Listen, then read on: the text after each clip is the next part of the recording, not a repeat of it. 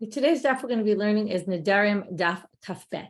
We're going to get started from, let's just review where we were up to. We had 4 stories of different rabbis, Asi, Elazar, Yochanan, and Yanai. We're going to get to Yanai today, of how they dissolve the Nedarim of other people. And we had a whole discussion yesterday. Can you only do it by charata, which is regret, which is basically saying, do you regret? Were you upset that did you change your mind about what you did? And were you just in a moment of anger and do you feel bad, remorseful about what you did?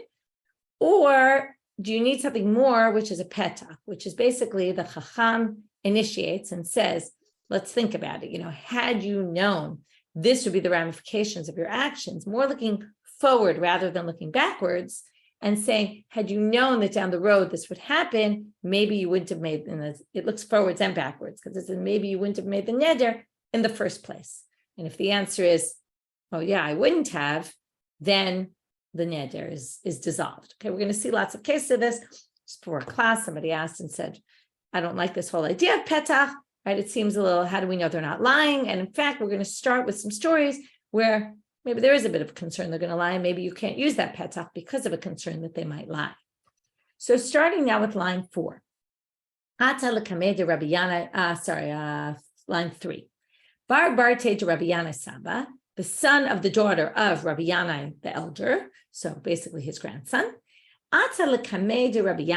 He came before his own grandfather, which is very interesting. You would think, what do you mean? Aren't you related? How can you do this? It's a good question, right? Maybe it's not such an issue here.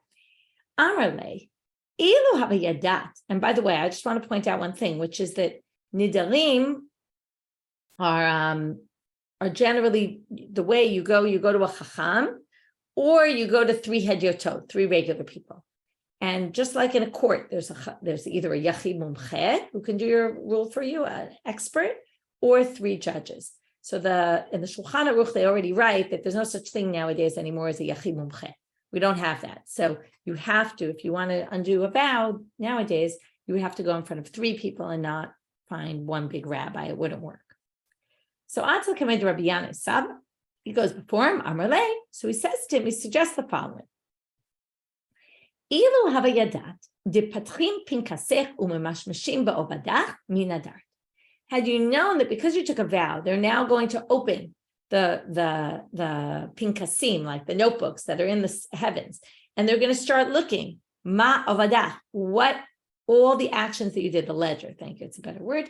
They were going to open the ledger and start looking at all your actions. Would you have taken a vow? Amarle, lo, he said, no way, I didn't realize this was so severe. Visharye, and he permitted it. So let's talk about this before we move on. Why do they open your pinkasim just because you made a vow? So either this is just part of, they open your pinkasim and say you took vows, which we already learned many times that according to the rabbis and the even in the prophets or the Sifrei Chochmah, like Mishlei Kohelet, it talks about it's not good to take a neder. And maybe that's it. And he basically went against the rabbis who said you shouldn't take vows. Maybe that's why. The Ran says something very interesting. If you look at the first line in the Ran here, maybe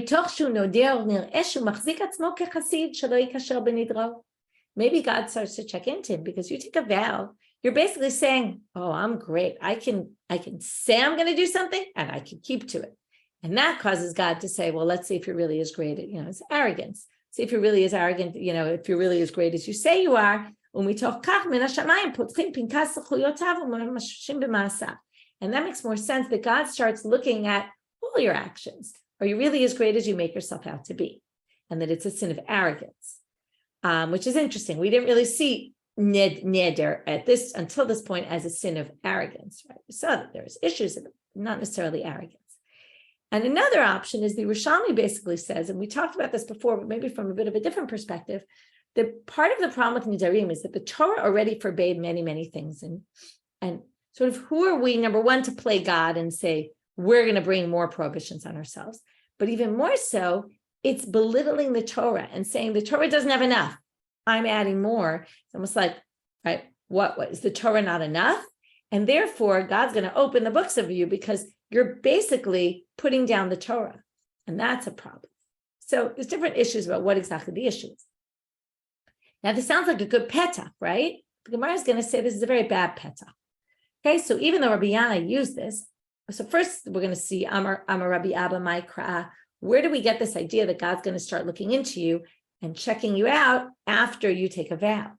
Nedarim levaker. Okay, it's a pasuk from Mishlei that's basically said, after you do a neder, there's going to be a bikoret, as they call it, levaker. Someone's going to check into you and see, start looking into all your actions. But here comes the Gemara, and it's something that's going to be for the whole next, right? I would say 2/3 of Amud Aleph is going to be about this topic. Even though Rabbi Yana used this as a petach, we don't use this kind of petach anymore. Okay? Why? Because we're concerned, if you go to a chacham, a hatir neder, okay, you want to get your vow dissolved. You go to a chacham, and the chacham says to you, do you know that, had you known this was such a terrible thing and God is not pleased with you, would you have done this? Now, if you say, I don't care, you're basically saying, I don't care about God. It's not like saying previous story where the woman said, they said to the woman, had you known your neighbors would call your daughter an awful child, would you have taken the vow? Theoretically, she could say, I'm pretty upset with my daughter. I don't really care what my neighbors say about her. So by saying, yes, I never would have made it, we assume she's telling the truth.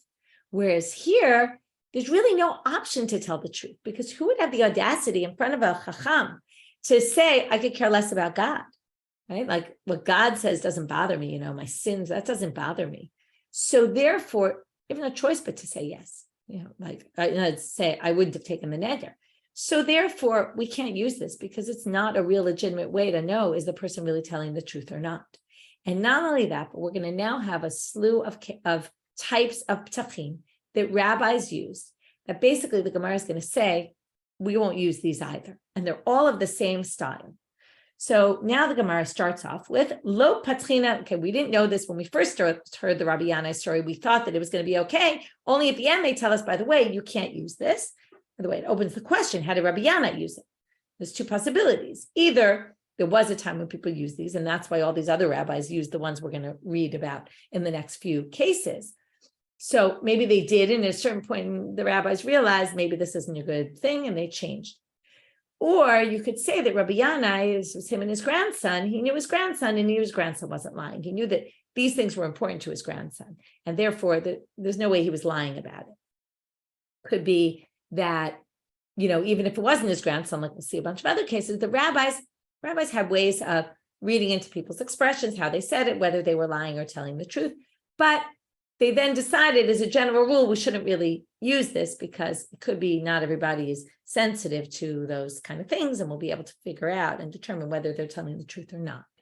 So now we're going to see a whole bunch more where the Gemara is going to start with lo patchina b'hadei achroniata, which is we don't use some other kind of petach, which, as I said, is going to be a similar type. Amar Rabbi Bar Yochanan, Amar Rabbi Yochanan. Rabbi Yochanan said in the name of Rabbi Yochanan, "My patach le Rabban Gamliel lahu sabo." Okay, so we have Rabbi Yochanan talking about the name of Rabbi Yochanan, who's talking about something that happened a few generations before him in the time of Rabbi Gamliel, what Rabbi Gamliel used when he was trying to find the petach. Yesh bota kimadkerot cherev ulashon chachamim marpe. First, we'll explain the simple reading of this verse. It's a verse from Mishlei, Proverbs. Boteh, from the language of bitoy, levate, to express. There's words, expressions, or things that come out of people's mouths that are like swords, but the language of the rabbis is healing. Okay, so some people's words could be explosive, some people's words heal.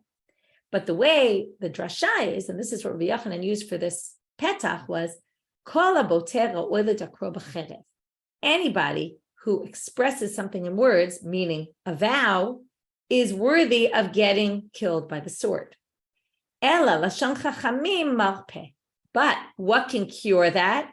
The neder, the language of the rabbis, meaning hatarat nedarim, that we can dissolve the vow. We can resolve that you won't get killed by the sword by undoing your neder.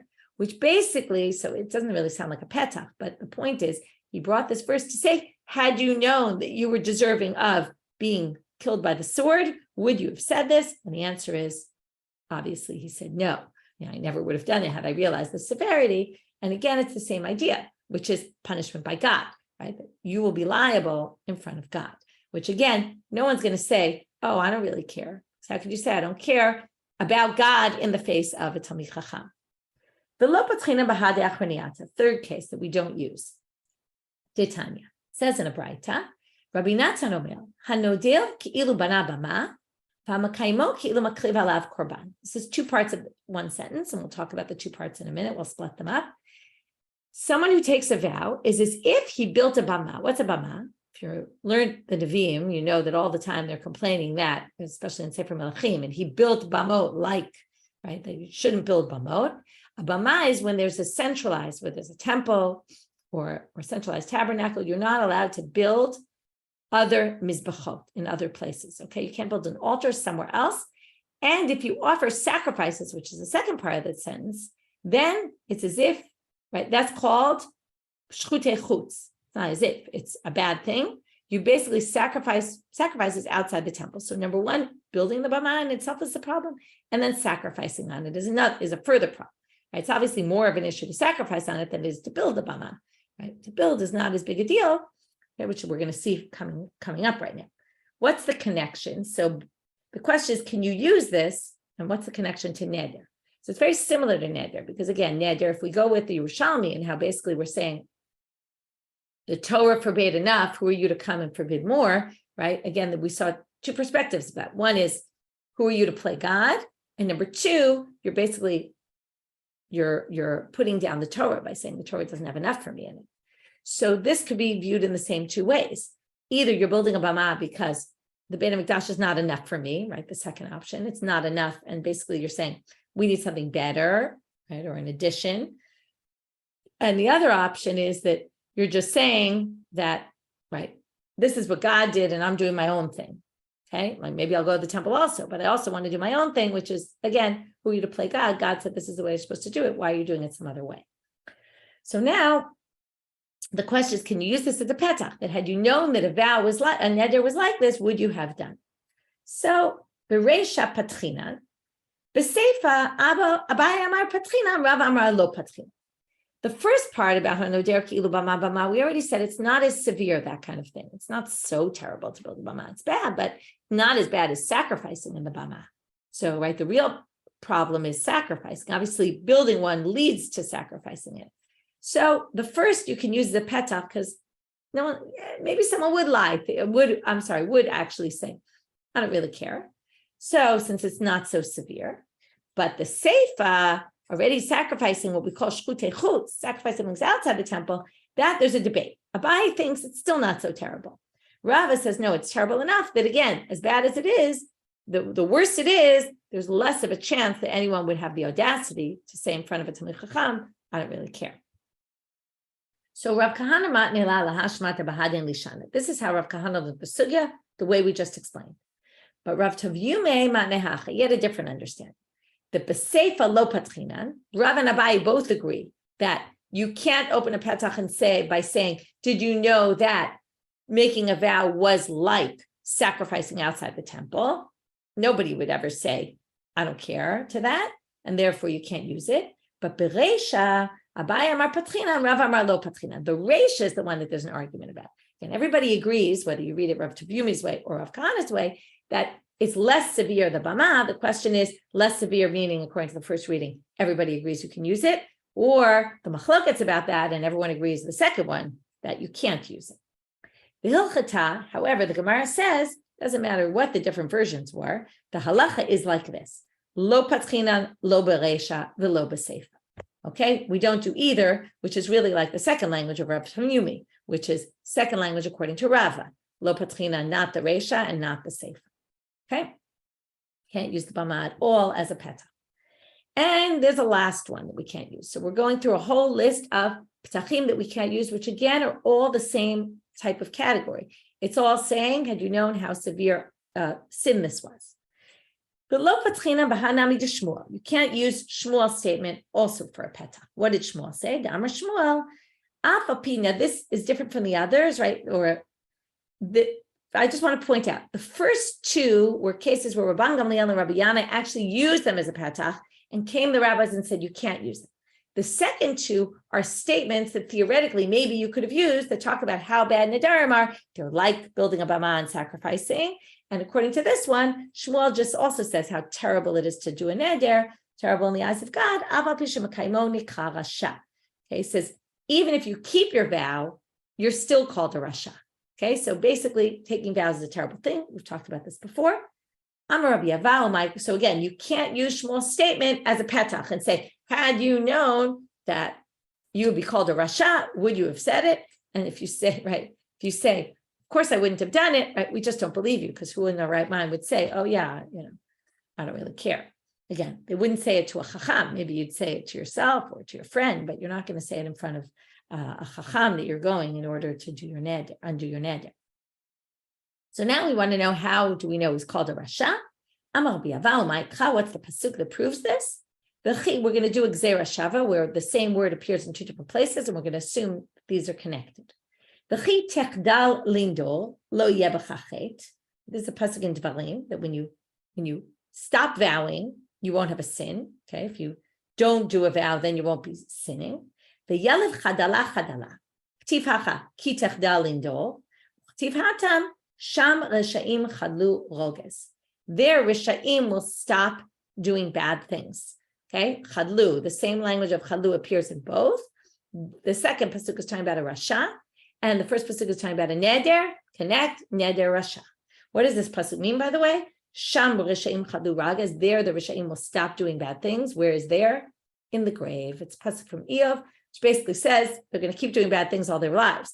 Only once they die, they'll stop doing bad things. Amar Rav Yosef. Af ananami tanina. Rav Yosef brings a further proof for Shmuel, which was from the Mishnah. You might remember this Mishnah. Ki nidrei ksherim lo amar klum. Ki nidrei reshaim nadar b'nazir b'korban u'b'shvuah. You say, I'm taking a vow like the vow of good people. That doesn't count, because good people don't take vows. But if you say I'm doing a vow like the vow of the evildoers, that will count, because evildoers take vows. So there you see that taking a vow is that you would be called a rasha if you took a vow. Again, this is another example. So we have two examples where rabbis use petach, like either by saying, did you know God was going to open the books in front of you? Or did you know that you would have gotten killed by the sword if you had done this? And again, there's no way you would lie. There's no way you would say, sorry, there's likelihood you would lie, because there's no way to know whether you're telling the truth or not, because no one would answer that question by saying, I don't care. And therefore, you can't use them. And then we brought two examples of statements that show how bad it is to take a neder, and we said you can't use those either as a petach. Now, that's section 1 of today's stuff. Section 2 is, since we're assuming what caused you to take a neder, this keeps coming up, but now we're going to deal with it straight head on. Anger, that's where charata comes from. The charata is basically you regret because you were in a moment of anger. Many times we do things we're in a moment of anger that we later regret. That's one of our, one of the problems of our existence is anger and what it causes us to do. And the sugya here is going to talk about how terrible anger is, but I want you to pay attention, because at the very end, it's going to talk about God being angry, and that's going to be an interesting question, because if anger is bad, how could God get angry? And maybe this goes back to what we talked about the other day about busha. I mentioned in Rabbanit Climber's Shiur, which is the issue of busha, being embarrassed or shame, can be bad and can be good, and maybe there is a place for anger. We'll talk about that at the end. Amar Rabbi Shimon bar Nachmani amar Rabbi Yochanan. Anyone who gets angry, exactly this means I can't tell you, but all types of gehenom, which is another word for hell, will be upon him. I guess it just means terrible things will happen to you. How do we know this? Shenema, hasil ka'as milibecha, take anger out of your heart, v'ha'aver ra'am mibsarecha, and with that you will take out bad from your flesh. So what is bad? In other words, if you get rid of the ka'as, you'll avoid gehenom. How do we know that ra'ah is gehenom? From a different pasuk, shenemar, kol pa'al Hashem l'maneh, everything God does is for his own sake, for the sake of God. V'gam rasha liyom ra'ah, even the rasha on the yom ra'ah, when he gets punished, is also for the sake of God. So basically, what do you see here? Yom ra'ah is gehenom, is when the rasha will get punished. It's the punishment of the rasha, which must be gehenom. Not only that, we're going to see other things that happen to someone from Ka'as, besides that, different types of Gehenom attack him. Lord, he gets hemorrhoids. Okay, hemorrhoids in the Gemara is thought of as one of the worst of the worst. That and cholei me'ayim, right, intestinal problems. Shneimar v'natan Hashem lecha sham lev ragaz v'chilyon einayim v'davon nefesh. Okay, this is in the end of Sefer Devarim. It says God will give you there meaning in exile. Remember this because we're going to come back to it. God will make you an exile, a lev ragaz. He'll make you an angry heart. V'chilyon einayim, your eyes will weaken. V'davon nefesh, your soul will go. I can't think of the word, the translation, but your soul will get weaker, I guess. Your soul will suffer. What is this?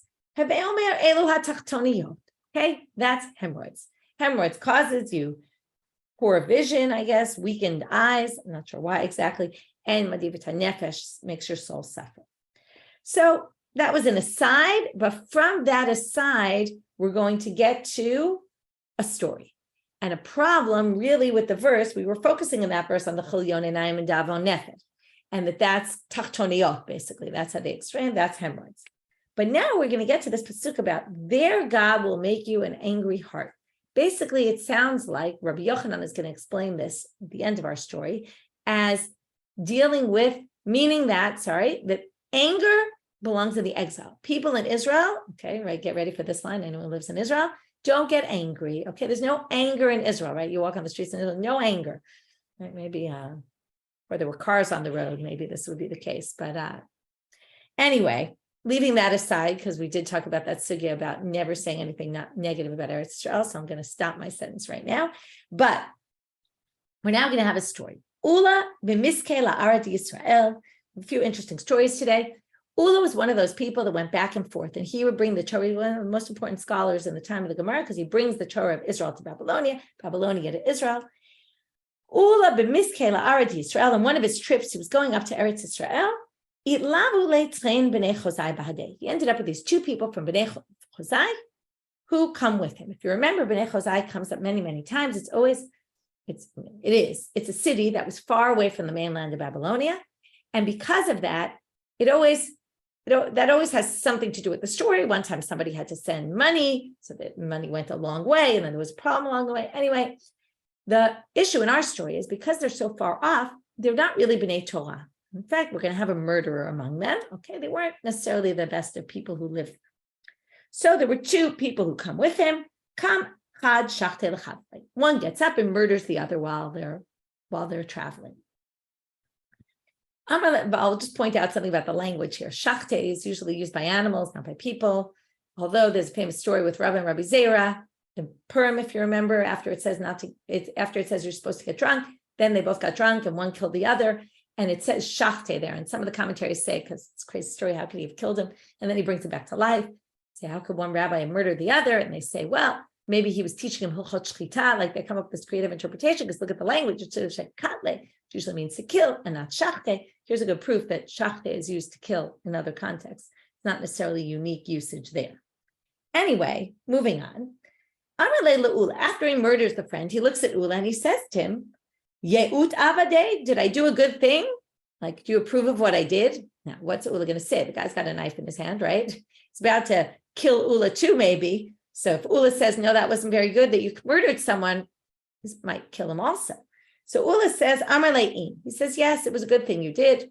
Okay, pretty strange. Ufra le beit hashrita. And he said, but you should finish the cut in his throat because he's not fully dead and you should hasten his death because he's suffering. He answered the command to Rabbi Yochanan. When Ulla goes in front of Rabbi Yochanan, Amar le, Dilma chas v'shalom achzekei yidei ovrei avera. It's possible I strengthened the hands of those who sin because look what I did. I basically told them it was okay. Amar le nafshach hitzalta. You saved your own life. Okay, it's fine that you did that. Before we move on to the second part of the story, I want to just think about what this story is doing here. So first of all, it's talking about anger and how angry, even though we didn't see the guy was angry, we're going to assume he was angry when he killed the other person. And it's trying to show you how bad anger is. It could cause you to murder someone, right? That's pretty bad. But I was thinking in the context of what we're learning, notice what Ulla said. Ulla said, yes, it was a good thing you did. Now, did he mean it? Obviously, he didn't mean it, right? I don't even know if the murderer thought that Ulla meant it, okay? But this goes with everything we've been learning, that you have to look at the context. You have to figure out why the person said what they said, and then figure out what the meaning of what the person said, right? That sometimes you could say something, that's what we've been talking about all along. You could say something that you don't really mean, right? But if we look at the context, we understand why you said it, and therefore it's okay, because it's really as if you didn't say it. And that's very interesting here in our context. So now the story continues. So Ulla was all worked up about maybe, I said the wrong thing. Rabbi Yochanan gets worked up about some other point, which is, Katama Rabbi Yochanan. Rabbi Yochanan said, but I don't understand something. Michdi ktiv v'natan Hashem lecha sham lev ragaz bebavel ktiv. Right, that pasuk about God bringing anger that would cause this type of murder was only outside of Israel. And how could this have happened to you on your travel to Israel? Amar lei, ha'ushata, turning out I'm a bet. That moment when it happened, lo avrina Yardana, we weren't across the Jordan yet. We were on our way to Israel. We weren't in Israel yet. If we were in Israel, this never would have. Of course, murder doesn't happen in Israel, right? Halavai aleinu, that this wouldn't happen nowadays. And unfortunately, we see in the news all the time, out of anger, somebody murders, whether it's their spouse or some terrible story, not to mention terror, but basically we're saying here, this obviously happened out of Israel, and they keep this literal understanding that really anger doesn't appear in Israel, which is fascinating in and of itself. Unfortunately, no longer true. Now we're continuing along anger and how bad anger is. Right, particularly in what I was just mentioning, domestic violence, right? This is the main, right? It's anger that generally causes it. One who gets angry, it's as if he pushes away the divine presence. It's not important in his eyes at all, right? Because think about it. If you imagine God was standing in front of, what is divine presence? It's that you see God all around. If you imagine, right, many of us, if we're angry at someone, and there's other people around, right? We control our anger more. If it's just us and that person, right? Maybe that's why domestic violence is so severe, because usually there's nobody else around to witness anything. And, but it's not just that you're worried about people witnessing, it's just when other people are around, you act differently. So therefore, if you really felt the divine presence, you would never act out of anger. So basically, it's as if you're pushing off the divine presence. Shene'emal, as the pasuk says, Rasha kigova apo, a Rasha in the height of his anger, Bal Yidrosh, doesn't look for God. Ein Elohim kol mezimotav. God is not there in any of his thinking, any of his what's the word? His plotting out what his next move is. God is just not there. Rabbi Yirmiyami Difti Amar, another thing that anger causes. Mishakach talmudo mosif tipshut. It makes you forget all the things you learn, and therefore cause you to do things that are, foolish things. Shene'amar kikas b'chek silim yanuach, because anger is in the bosom of the foolish ones. Uchtiv uchsil yefros ivelet. The foolish one puts out, or what's the word? I can't think of the word. Yefros, folly. He basically spreads out folly that causes him to do silly things. Rav Nachman bar Yitzchak Amar. Biyadu, another thing that anger causes. Biyadua she'avonotav merubim mischuyotav. It's known that his transgressions will be more severe than his good actions and his merits. Shneimar ubal chema rav pesha. Someone who is angry has many sins. So the second part we saw today, okay, we'll actually do one more line and then we'll review. Amar Rav Adabar Rabbi Chanina, Umalei chatu Yisrael, lo nitamem ela chamishachum shetorah v'sefer Yoshua bilvad. This is a very interesting sentence. After hearing about all the bad things that anger could cause, it now says, if the Jewish people hadn't sinned, all we would have received was the 5 books of the Torah and Sefer Yoshua. Why Sefer Yoshua out of all the other books? She'erka shel Eretz Yisrael. That tells you the map of Israel and basically where everyone's supposed to be. So that's kind of an addendum to the, to the Torah. But the rest of it we wouldn't need. Why? My taima ki berov chochma rav kas. Most of the other books are basically because we angered God, and here's where I said we're going to get to anger of God. We caused anger of God, that birov chokhmah rov kas, when there's, now this is an interesting way of translating this, birov chokhmah are all the, what they call the sifrei chokhmah, the books of wisdom, which are basically the prophets, the wisdom of the prophets, and the wisdom of the ketuvim, the writings, comes from a place of rov kas.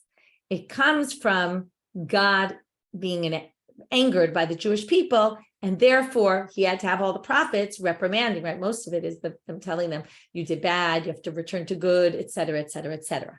So this is very interesting that here anger is actually viewed as, right, God gets angry, and maybe, like I said before, maybe there is a place for anger. Maybe there's a time to get angry, and there's a time not to get angry, right? Like if you never get angry at your children, maybe like they won't learn their lesson. I don't know. I mean, there's arguments about that kind of thing. But here, by God being angry, it shows maybe there is some sort of place where anger can be. And it's interesting that, they seem to think that actually causes chokhmah, etc. Anyway, it ends with God being angry, which is an interesting thing in and of itself. So first part of today's daf, again, to quickly review, first part was all about petachim that we shouldn't use because of concern somebody might lie. And basically all these statements showing how God is not pleased with people who take vows. Again, a review of all that we've seen before. And now anger, which is what is the cause of vows in general, how bad anger is, and all different things that anger causes. And with an aside about how anger is only that was kind of an aside that came from that verse, anger is only in Israel, outside of Israel. Okay, third part of today's talk. Now we're going to talk about, if you take, and there's a bit of a lack of clarity here, are we talking about a neder, are we talking about a shvua? And there's debate about it, even though the language really is a language of neder. But the Ran basically says in the beginning of the Masechah, and he says it here too, that sometimes the Gemara, which you would think is strange that the Ran says this, but sometimes they use the language like konam, which is the language of a neder, to really mean a shvua, to mean an oath, and vice versa, which is a little bit hard to understand. Why would they use that language if it really means neder? Anyway, it's a debate about whether this means neder or shvua, but the main idea here is that if you take a vow or possibly an oath with using the name of God, okay, are you allowed to undo that neder or that oath? Can you dissolve it? Because if you dissolve it, you're basically saying that you use God's name in vain. So Amar Rabbi Asi, and it's going to be a very interesting sugya in terms of the structure compared to how we actually hold. So just pay attention to the structure of this as we go through, and then we'll talk about that at the end, which will give us a little bit of a methodology about how to pass them. It's kind of interesting. Amar Rabbi Asi, Ein niskakim lalohei Israel. We do not undo a neder where you use the name of God, or possibly we mean really an oath, because mostly oaths we use the name of God in oaths much more so than a neder, and maybe it means oaths. Chutz except for the following: Konam ishti nehenetli sheganvali et kisi v'shiktat b'ni. If you say, Kona, my wife will not benefit from me because she stole my money, or because she hit my son. If it turns out she hadn't, then even if you vowed using the name of God, it's right, you can undo your vow. Even though it's a little tricky because this vow doesn't necessarily even need undoing because it's what we call a nidresh shgaga. You were under a misimpression. You thought she had done something she didn't. It's a good question. Anyway, we're going to leave that question aside. So now somebody comes before Rav Asi. Amarla, b'may nadar. So what was your neder? She says, Belohei Israel, I did it in the name of God. Amarla, inadart b'moi. Remember, Moi is Moshe. If you had vowed in the name of Moshe Rabbeinu, she kinoi ba'alma, which is the kinoi, that's what came up in the beginning of our Masechet. It's a kinoi of God, mizdakiknale. Then I would have been able to undo your vow. The word nizkakim basically means to undo, to dissolve your vow. Hashta delo nadar b'moi ela Elohei Israel, but since you did it actually in the name of God, lo mizdakiknale. I can't help you. I can't undo your vow. Rav Kana ikle lebe Rav Yosef. Okay, so we have Rabbi Asi saying you can't do it. We have Rav Asi, who maybe it's the same, maybe it's not. We never really know if it's a mistake that it's Rav instead of Rabbi. Could be a different person. Anyway, Rav Asi basically doesn't allow it either. Rav Kahana comes to ikle lebe Rav Yosef. Amrle. Oh, you're reminding me. Yeah, so I should go back. The konam ishti nehenetli, the reason why we allow that is there's two reasons given. I have to remember now. One is shalom bayit, because we want to make sure. And the other reason, I forget why that is. Let me just look. Right. Either because it's a ta'ut, that's why. It's maybe shgagot. It's a ta'ut, the Ran says. The Rashba says,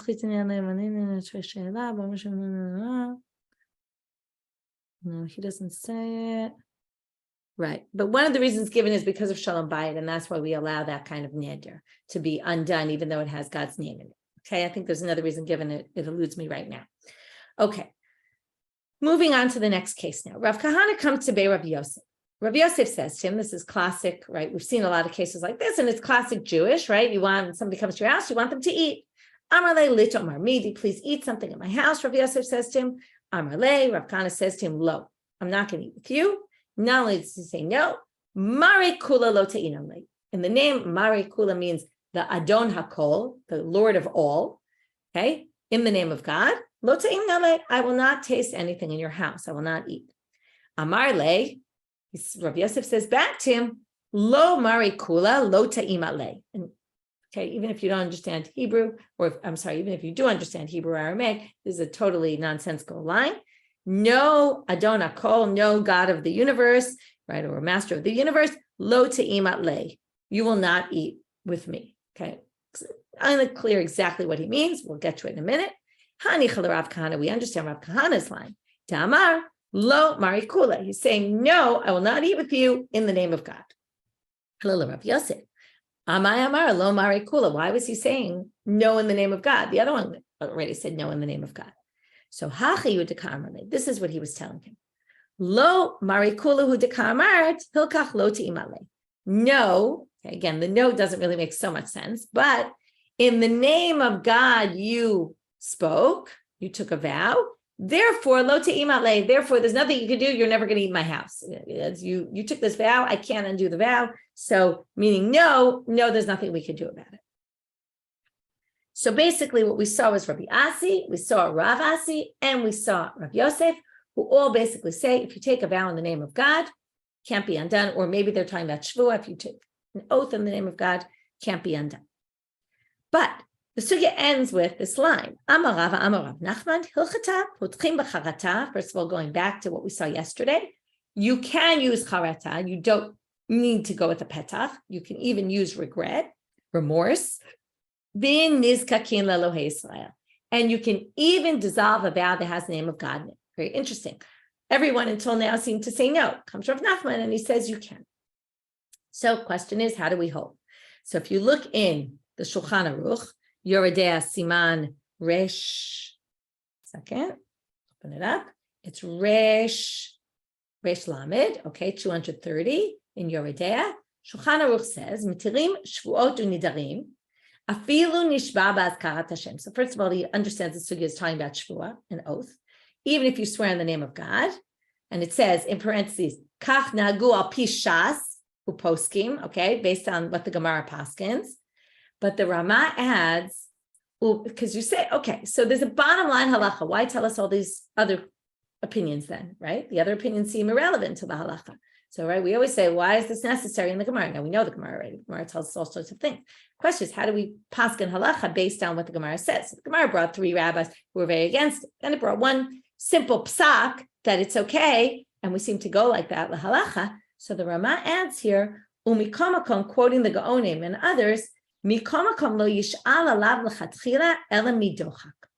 You shouldn't really ideally go dissolve this kind of an oath. If you use the name of God, try not to, unless you really have no choice. Okay, so basically you get this in between. Yes, you can do it, but not in an ideal world, right? Try to avoid it at all costs. Okay, ending now with a story, and really I'm with 2 stories they're really the same genre.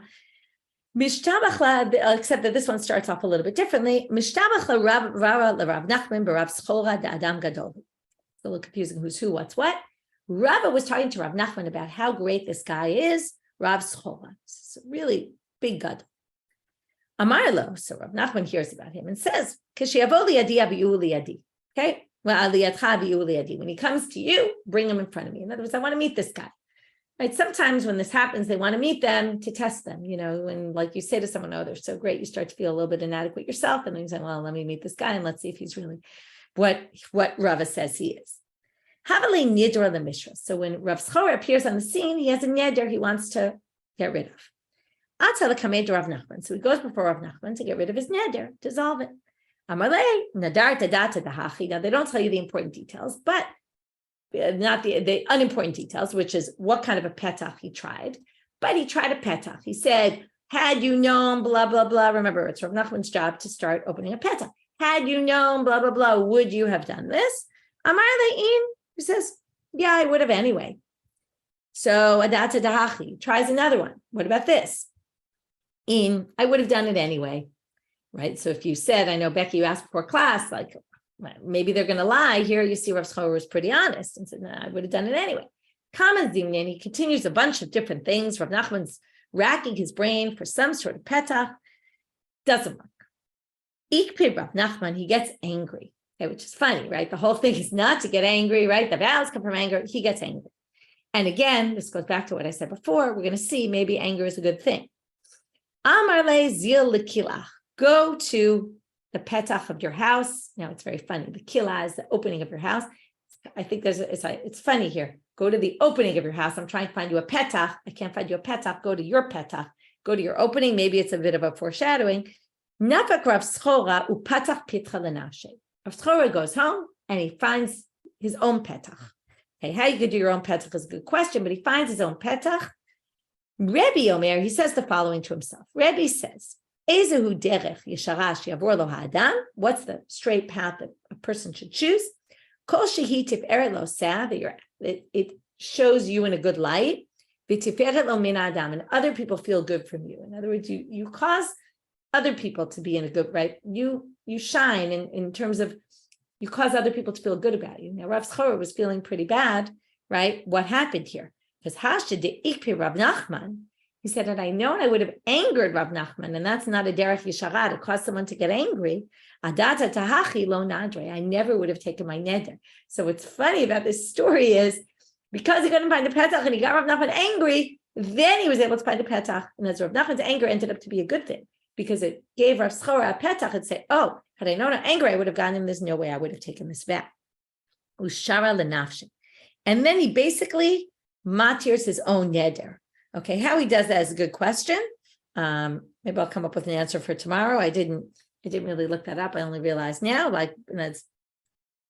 that really requires some thought, how on earth he matired his own neder. Maybe he went back to Rav Nachman and said, here's a petach. But anyway, so next story, it's going to be a little bit similar, except that it's not going to be that the person came up with the petach on his own, but the rabbis are going to ask the question exactly kind of like this one. Rabbi Shimon Rebbi, Havali nidra the mishra. He had a neder time to do. Ata the kamayo to Rabbanit. He went before the rabbis. Amrele nadar tadata hachi. Maybe this. And he says, amoraim. He said yes. No, like I would have done it anyway. Adata hachi. How about this? I would have done it anyway. Kama zimnin happens a few times. I'll continue on to tomorrow's daf just a little bit. The rabbis went back and forth from the sun to the shade, from the shade to the sun. This could mean they were pacing. This could mean that the time passed, that it was sunny, it was shady, and it's kind of showing a lot of time passed. They were really racking their brains to come up with some response. I'm skipping the parentheses because that's just a different version of it. Bitnit, the son of Abishal ben Bitnit, okay, had the same name as his grandfather, said, would you have taken the vow? Would you realize how much you were causing the rabbis to just rack their brains? You're wasting their time almost, could be saying. Or just, you're causing them such struggle. Amar Lo, he said, no, I never would have done it had I known that. Vishar Yua. And based on that, they matir the ned. Okay, so basically we have these two stories where eventually they were able to matir the neder. One, he comes up with it on his own. The other, someone else comes up with it about how the ramifications of what this is causing in the process of undoing the vow, rather than the vow itself, but it really is indirectly what the vow is causing, they undo the neder. And thank you for someone pointing out that one of the answers to the question I didn't know before, how did he do it himself? It probably means that he went to somebody else and then told him this petach, and then the rabbi undid the neder based on that. With that, we'll finish for today and more stories tomorrow. Have a great day. Bye.